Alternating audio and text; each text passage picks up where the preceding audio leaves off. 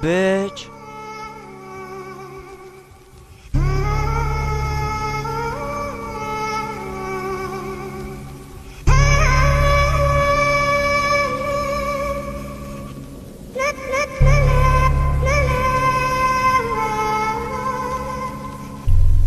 Vlastně si vzpomínám, kdy přišla první rána, nečekaně tvrdě zaboukla se dětská brána.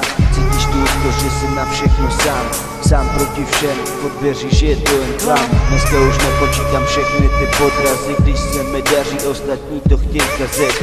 Ale nezdávám se z bojiště, neutíkám, mám hlavu nahoře, proto vám to tady říkám, že moje první rána byla velká motivace, jít stále dopředu a zpátky už se nevracet. Chytám rány, rozdávám údery, už pak nepočítám všechny ty poděly.